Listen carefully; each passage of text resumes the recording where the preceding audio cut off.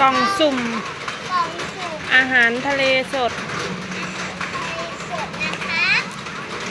มาดูกันมันเป็นอาหารทะเลอะไรเ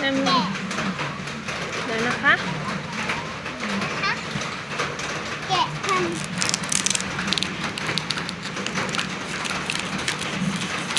แกะกันนะคะทุกคนดูสิใช้มีดระวังอี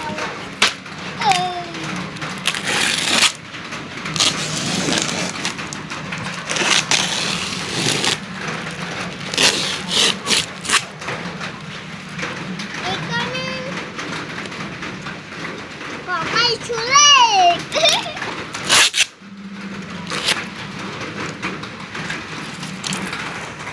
เข้าใจเธอเหรอ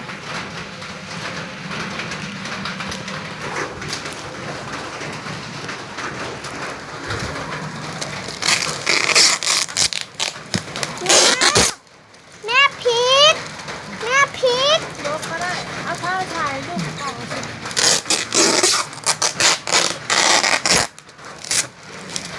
เห็นกล่องไหม เห็นกล่องอะไรก็ไม่รู้ค่ะทุกคนเอ๊ะอืม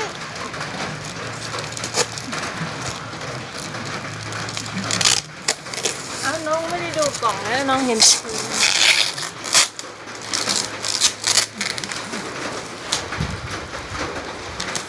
ดูสิ ไม่บ้านเท่าไหร่นะบ้านเลย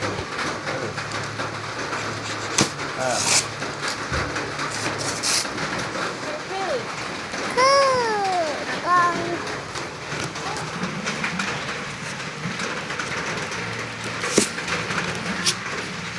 ยังมีอีกยังมีข้างในอีก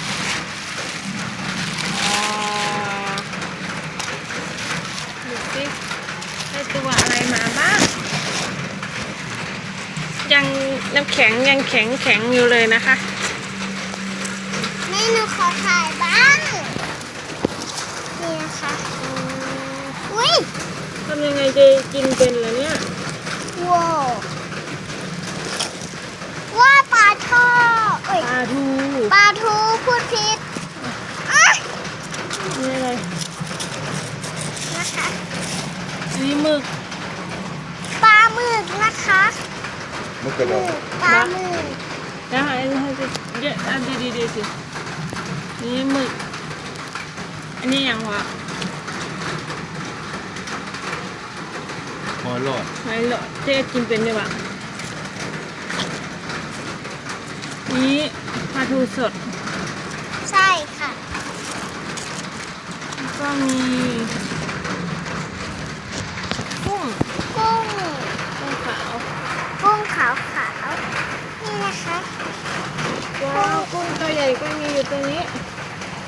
ว้าวค่ะว้าวกุ้งมีอะไรบ้างแม่โอ้มีปลาด้วยเหรอคะ ปลากระพง ปลากระพ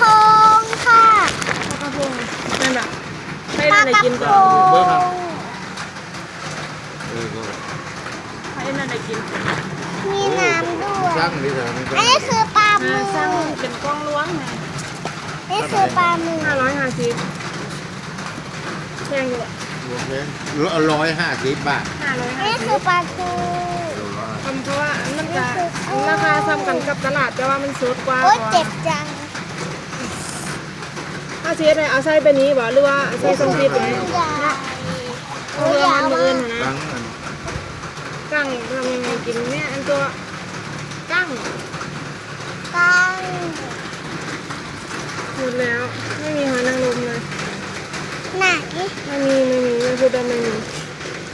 โอ้ข้างใต้จะไหลเดี๋ยวดูตัว อีกแล้ว นี่ตัว คุ้มจะสุบหลายคนนะ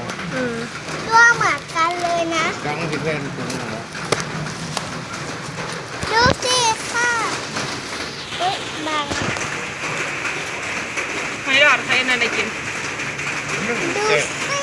จนแล้วพวกผมก็กินข้าวหอยหลอด หอยลางบก ว้าวอันนี้ด้วยอ่ะ หอยเจ้าพุ้งทำพิพิธภัณฑ์ก็ทอดเนี่ย